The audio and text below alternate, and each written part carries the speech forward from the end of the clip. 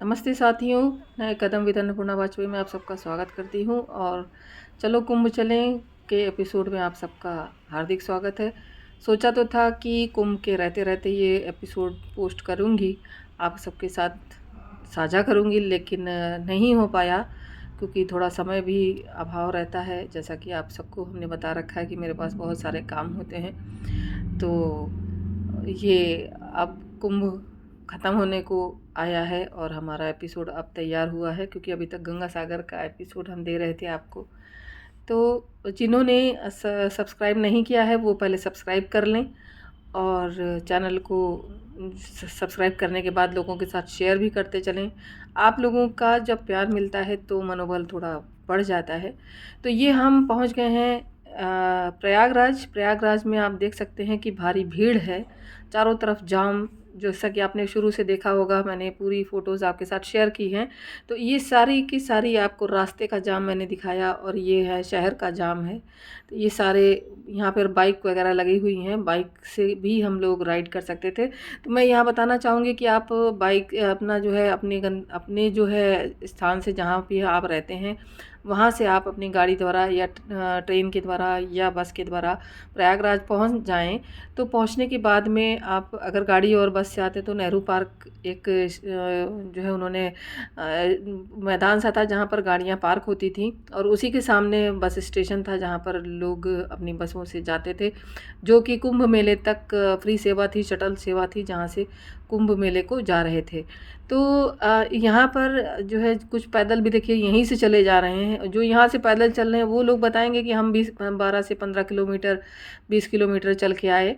तो जो पैदल चल रहे हैं ये उनके लिए ये बाइक भी लगी हुई हैं। ये लोकल भी लोग हैं यहाँ पर जो जिनकी दुकानें इस समय बंद हैं, वो बाइक वाले जो हैं इस समय 300 रुपये ले करके 2 सवारियाँ बिठाते हैं। हालांकि 200 पर सवारी ले करके एक बाइक पे 2 बिठा लेते हैं, और बिठाने के बाद में वे आपको गंतव्य तक पहुंचा देते हैं। और ई रिक्शा भी मिल जाता है जो कि आपको स्टेशन से बस स्टॉप से लेकर के वहाँ तक कुंचुंगी तक पहुंचाएगा। और रिक्शा जो है हाथ रिक्शे जो खींचने वाले रिक्शे होते हैं वो भी हैं, और ये ठेले रिक्शा भी हैं जिनमें आप 4-5 लोग बैठ करके आराम से इसमें जा सकते हैं। तो ये हम लोगों ने यहाँ से शुरुआत की। पहले तो आए हम गाड़ी से जो कि नेहरू पार्क उतरे, और ये ठेला रिक्शा भी हम लोगों ने ट्राई किया। चलो इस पर बैठ के देखते हैं। तो यहाँ से हम लोग जिस दिन हम पहुँचे उस दिन बहुत भीड़ हो गई थी, 4.25 करोड़ का एक हिस्सा हम भी बने थे। तो ये जो था वहाँ पर इतना भयंकर भीड़ थी ना, मैं और मेरी देवरानी गए हुए थे, हमारा ड्राइवर साथ में, और हमारा जो है हाउस हेल्प जो हमारे घर पे काम करता है लड़का वो भी था। मैंने कहा चलो साथ में उसको भी ले जाते हैं, तो वो भी ले गए उसको भी हम।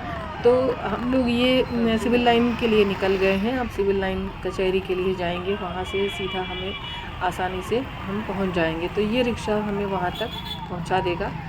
तो इसी में आराम से वीडियो बन रहा था। तो बाकी लोग खुशी खुशी अपना हाथ हिला करके अपनी वेव दे रहे थे। इस पे मैंने देखा कि वहाँ पर लेडीज़ भी ई रिक्शा चला रही हैं।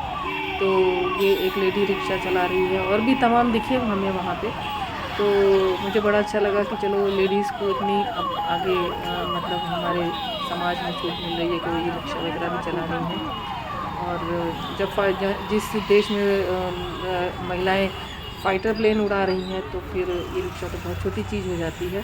तो जो भी हमें दिखता है, नया दिखता है, आपके लिए लाती हूँ ताकि लोगों में संदेश जाए कि महिलाओं को कितनी आज़ादी है। कुछ लोग देते हैं, इसका हस्बैंड बगल में बैठा वो सिखा रहा है उसको जो भी है। तो उसमें पीछे करीब 6 से 8 सवारियाँ बैठी हुई हैं, और जिनको कि वो ले जा रही है। तो मुझे अच्छा लगा कि हाँ चलिए महिलाएं भी आगे बढ़ रही हैं। और साफ़ सफाई का विशेष ध्यान देखिए, पूरे समय मैंने देखा कि झाड़ू लेकर के पूरे लगे हुए हैं, सफाई रख रहे हैं, लेकिन ये भी बेचारे कितना करें। पूरी फ़ौज लगी हुई है सफाई के लिए। मैंने वहाँ पर यहाँ से देखा कि सब झाड़ू लगाते हुए घूम रहे हैं, लेकिन लोग इतने अनसिविलाइज्ड हैं जिनको कि बिल्कुल संस्कार रहित कहा जा सकता है कि खाया पिया और फेंक दिया टाइप। अरे आप खा रहे हो तो कहीं भी आप कचरा एक बैग रखो, उस पर रख लो, फिर कहीं उड़ेल देना उसको, जहाँ कहीं डस्टबिन देखो तो उसमें डाल दो। लेकिन नहीं, खाया पिया वहीं फेंक दिया, कहीं कुछ भी है उधर फेंक दिया, कुछ भी फेंक दिया। तो ये सब जो गंदगी फैलाने की लोगों में आदत होती है वो मैंने देखी।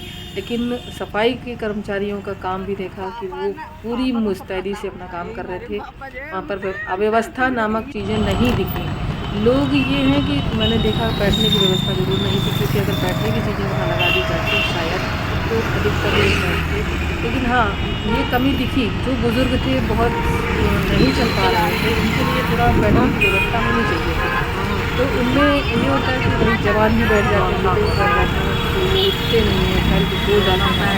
लेकिन मेरे हिसाब से छोटी छोटी मतलब बैठने की भी व्यवस्था की जानी चाहिए। तो आगे संभवतः अगर मान लीजिए कहीं ये वीडियो पहुंचता है और हमारी बात प्रशासन तक पहुंचती है, तो अगला कुछ हमें जैसे कहा कहीं भी हो तो वहाँ पर तारापुर द्वारे तक कुछ बैठने की भी व्यवस्था बीच बीच में की जाए, ताकि जो बुज़ुर्ग हैं जो नहीं चल पा रहे हैं, जो किसी भी तरीके से वो पहुँचे और कुंभ मन में अभिलाषा लेके आए थे, और वे नहाने को जब पहुँचे तो बीच बीच में बैठने की जगह मिल जाए, ताकि वो खड़े खड़े कहीं ज़मीन पे ही शुरू बैठे, और फिर जब ज़मीन पे बैठ जाते तो उन्हें उठना कठिन हो जाता है। तो ये चीज़ हमें वहाँ पे कमी दिखी। बाकी तो भाई बड़ी बड़ी गाड़ियाँ लेके आप चले हो तो जाम तो लगेगा ही, इसमें कोई दो राय नहीं है। इन सब चीज़ को झेलते हुए भी आप ये समझ लीजिए कि 67 करोड़ जनता प्रयागराज पहुंची और कुंभ स्नान महाकुंभ स्नान किया। और भीड़ का, जैसा कि मैंने आपको बताया कि भीड़ का तो कोई जवाब ही नहीं है, इतनी भीड़। और इसमें भी हम पहुंचे रात को, तो पहुंचने के बाद में हमने सीधे जाके स्नान किया और वहाँ से तुरंत बाहर हो लिए थे। तो ये जो है, अगर अपने के रहने वाले आप मेला क्षेत्र में जहाँ कहीं भी हो, आप भोले भक्त के सिर में चले आए। भोला प्रसाद राउत भोले भक्त के सिर में आप अच्छा कछुआ है ना, कछुआ मीन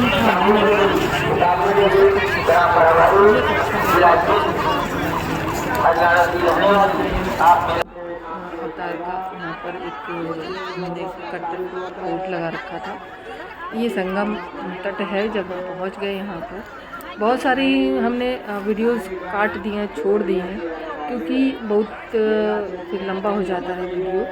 और क्योंकि अब कुंभ खत्म होने को आया है, तो मैं पोस्ट कर रही हूँ, थोड़ा डिले हो गया है, तो मुझे इस सब वीडियोस की कोई आवश्यकता नहीं थी। मैं इतना ही कहूँगी। Thanks for watching. फिर मिलेंगे।